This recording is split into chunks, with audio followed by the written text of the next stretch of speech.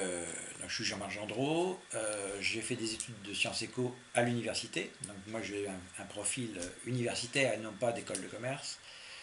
Que vous dire bon, en sortant avec ma maîtrise, j'avais pas de feu sacré pour une activité plutôt qu'une autre. Donc je me suis laissé porter par les offres d'emploi qui existaient à l'époque. Et donc j'ai eu un parcours un peu varié, ce qui est une richesse comme une autre. Donc j'ai fait 6 mois en tant qu'adjoint de direction d'un supermarché. Après j'ai fait 5 ans en tant qu'ingénieur commercial en informatique, mais plus spécialisé un peu dans tout ce qui est PME. Alors j'ai fait partie d'une toute petite cellule au départ, on était 3 contrôleurs de gestion, donc c'est facile à isoler. Donc il y en avait qui étaient, c'était par secteur d'activité dans le télécom. Et l'avantage c'est que je faisais, c'était plutôt, on démarrait des activités budgétaires, donc c'est-à-dire en milieu d'année vers l'été, on préparait le budget qui démarre au 1er janvier l'année suivante. J'avais une activité qui durait, qui se répétait tous les mois, puisqu'en général il y a des notions de clôture comptable qui étaient pas toujours faites, enfin qui étaient faites par les comptables, mais nous on récupérait les informations pour faire des tableaux de bord, des choses comme ça. Donc si vous voulez, j'ai démarré essentiellement avec des activités de contrôle de gestion plutôt à caractère commercial, enfin dans le sens où suivre un budget de chiffre d'affaires avec des marges qu'il fallait calculer, suivre les offres commerciales qui étaient faites par les commerciaux, avoir donné l'avis à la direction en disant oui, ils ont respecté le calcul des marges qu'ils vous proposent en disant cette affaire-là, est-ce qu'elle est valable ou pas, c'est correct, ils ont bien mis tout ce qu'il fallait dans les offres, etc. Avec des provisions pour diverses et variées, avec les prix de revient qui correspondaient pour que le calcul de marge soit correct ou pas. Donc en fait, ce rôle, c'était plus, une fois que le budget était bouclé, de suivre tout au long de l'année l'arrivée du chiffre d'affaires, etc. Donc une activité de contrôle de gestion très orientée chiffre d'affaires, marge, etc.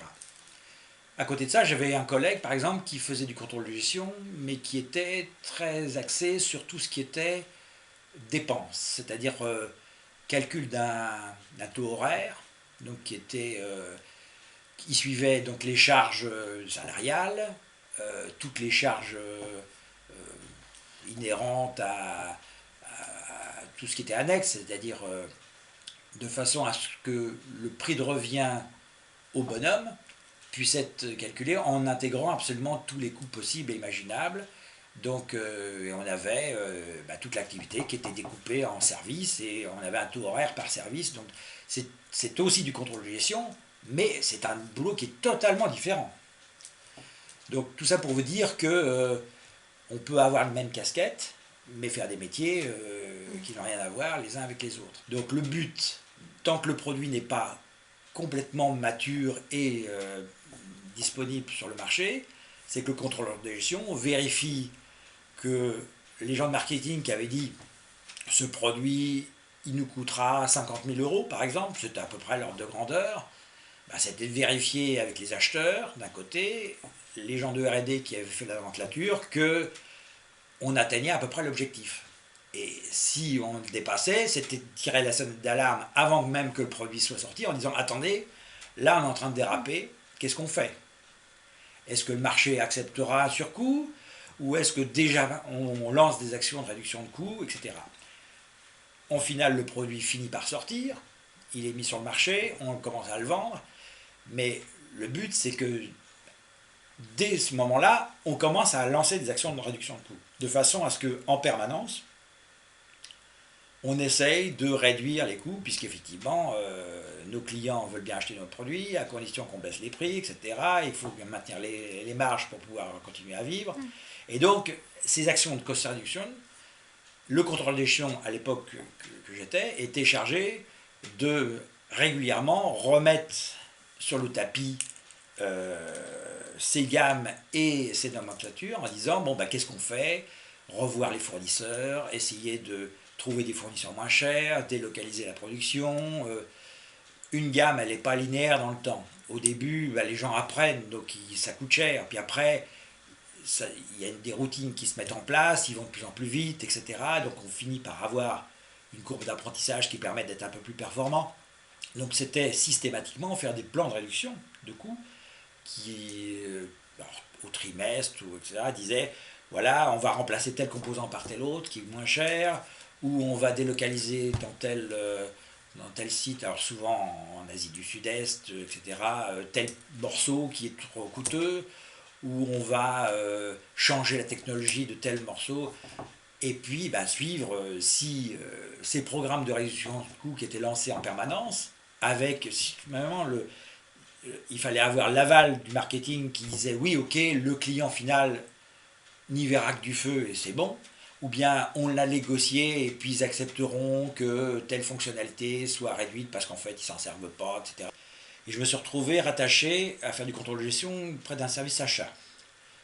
Donc le service achat, sa vocation c'est d'acheter. Alors il s'avère que de par mon passé, c'était des achats industriels. Donc c'est-à-dire alimenter une usine avec des composants électroniques pour faire toujours ces mêmes produits, avec une gamme un peu plus large. Et donc un vendeur, il est souvent payé avec un fixe et une commission, la commission liée à son chiffre d'affaires.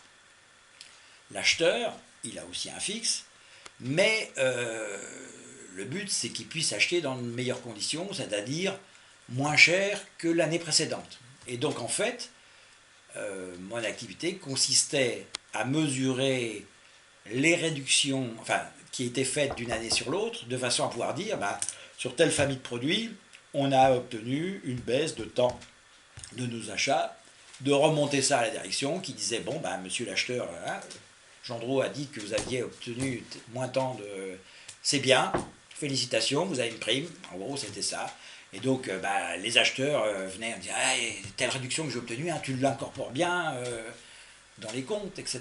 Donc, vérifier que c'était pas du bidon, que la réduction qui avait été obtenue, alors ça peut... Des réductions, il y a plusieurs manières. Hein, ça peut être, on réduit le prix à l'unité, ou on change de fournisseur, la même chose, on délocalise la production, ou bien on fait des réductions a posteriori, ou bien il y a des litiges, c'est-à-dire qu'il y a des problèmes de qualité de produit qui nous obligent à refaire des productions, donc du coup, on fait une requête auprès du fournisseur en lui disant il faut que vous participiez à hauteur de la totalité, voire même des pénalités, etc. Donc s'assurer que tout ça, c'est le traquer, que les remises qui avaient été promises rentraient bien en comptabilité, etc. Et donc, c'est un autre métier de contrôle de gestion. Il faut donc réussir à trouver le tableau de bord qui est synthétique, tout en étant suffisamment... avoir un backup qui vous permet, dès qu'on vous pose une question sur une ligne, de dire oui, c'est l'évolution, elle est liée à ça. Il faut savoir anticiper ce genre de questions. C'est-à-dire que quand vous bâtissez votre tableau de bord et que vous comparez avec la situation du mois précédent, dire attendez, il y a des pourcentages là, qui ne varient pas dans un sens clair, donc c'est à vous de creuser avant de le présenter à la direction générale, enfin la direction qui vous embauche, en disant, en anticipant de ce fait les questions qui de toute façon vont vous tomber sur le coin de la figure. Et donc, de façon à ce que quand vous arriviez, que vous présentiez votre tableau et que vous dites, voilà, j'avais prévu 10 et j'ai 5, avec la question légitime, c'est pourquoi? Oui, parce que j'ai enquêté et j'ai trouvé. Donc, il ne faut pas être trop à la bourre, parce que sinon, vous n'avez pas le temps de faire ce genre d'enquête. Il faut le mener, il faut pouvoir dire, bon, oui, j'ai vu que effectivement j'avais un résultat qui était moins bon que celui qu'on attendait, mais j'ai déjà fait telle démarche auprès d'un tartampion pour qu'il puisse me donner la réponse. Qu'est-ce qu'il y a comme autre oui, de la rigueur, et il ne faut pas que vous changiez non plus la présentation tous les 4 matins, sinon les gens vont être perdus. Bon, et puis manier, moi je maniais toujours Excel. C'est l'avantage d'une communication plus aisée, parce que du coup, quand le seul, unique autre contrôleur de gestion, c'est le gars qui est en face de vous, la communication est plus simple que quand vous êtes dans une boîte internationale avec des décalages horaires, avec des problèmes de langue qui fait que même si on se comprend, il y a toujours des ambiguïtés, parce que à ce moment-là, on n'a pas de communication. Moi, j'ai travaillé des années avec des gens, dont je ne saurais pas dire si c'était jeunes, vieux, etc. Enfin, on s'envoyait des mails, et puis c'est tout, avec le décalage horaire entre les Chinois qui sont en train de se coucher quand vous arrivez au boulot et les Américains qui commencent à bosser quand vous quittez. Bon, bah, la communication est quand même moins facile. Euh, Disons, dans ces cas-là, vous connaissez bien les services comptables. Or, même si le contrôle de gestion, pour moi, n'a rien à voir avec la comptabilité, l'essentiel des données, enfin, une grande partie des données, surtout quand vous diffusez des chiffres, style le chiffre d'affaires ou bien les achats, c'est bien des données comptables que vous enregistrez. Donc, bon, je ne parle pas quand on travaillait en marketing où on faisait des projections en disant on va le vendre tant, il faut que... Donc ça, c'est la perspective, ou même tous les aspects budgétaires, où là, on dit ce serait bien si on atteignait tel pourcentage, mais bah, quand le service comptable est à l'étage du dessous ou la pièce d'à côté, là aussi, vous avez une facilité de communication qui est plus simple.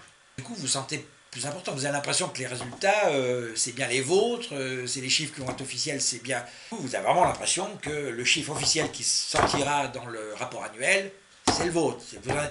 Quand vous êtes dans une grosse boîte où ça sort de tous les côtés, vous contribuez, et puis après ça part dans la nature, et puis vous savez pas ce que ça devient. Vous avez l'impression d'être plus un rouage et pas une personne clé. Mais bon, après, ça dépend si vous avez un ego surdimensionné ou pas. Voilà.